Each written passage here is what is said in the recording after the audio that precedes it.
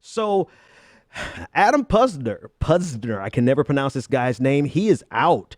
Apparently, the video that Oprah Winfrey had is damning enough to have shaken away a couple of more GOP votes. So he no longer could confidently depend on the votes of all of the GOP. He already was shaky with 2, but now it seems to be 6 people that are potentially voting, would not give him their vote. And so, like we discussed the other night, he clearly is not going to go to a vote if he cannot count on all of the votes. And so he has subsequently withdrawn. And I misspoke. His name is Andrew Puzder.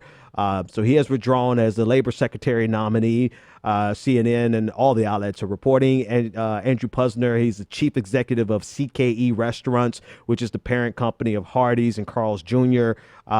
If you know anything else about them, you'll know their commercials, particularly their Super Bowl commercials.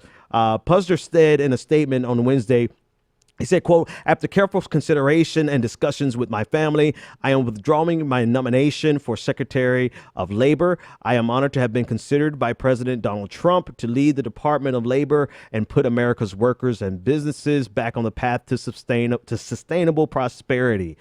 And according to CNN, there was at least 4 and possibly 12 Republican senators that were leaning towards a no vote. While Democrats were occupied by his business dealings, Republicans found issue with his hiring of illegal immigrants, as of an illegal immigrant as a nanny, and for his lenient stance towards immigration.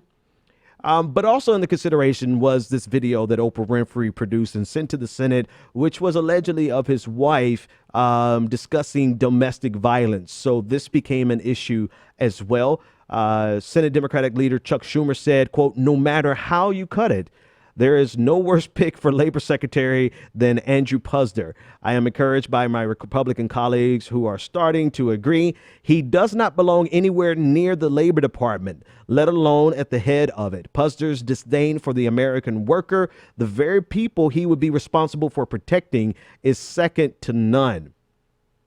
So Puzder has a long history of fighting against government regulation, fighting against a $15 minimum wage, fighting against the Affordable Care Act.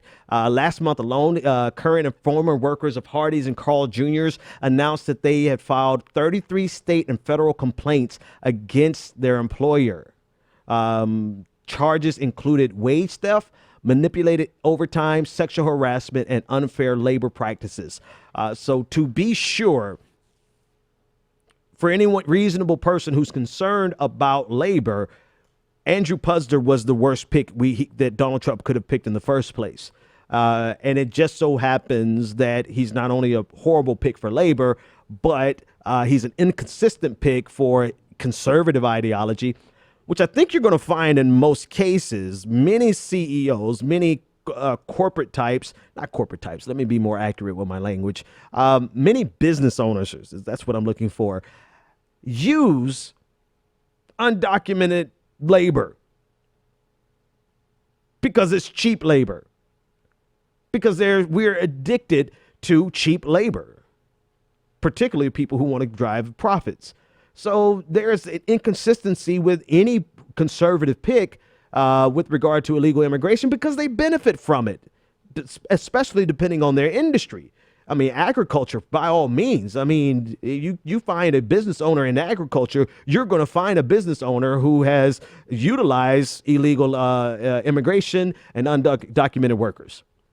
But that was enough for Republicans to use as a justification to pull their support away. I think more than anything else, it was the embarrassment of this tape, and they found justification in the inconsistency in in Puzder's approach towards labor, towards illegal immigration, rather.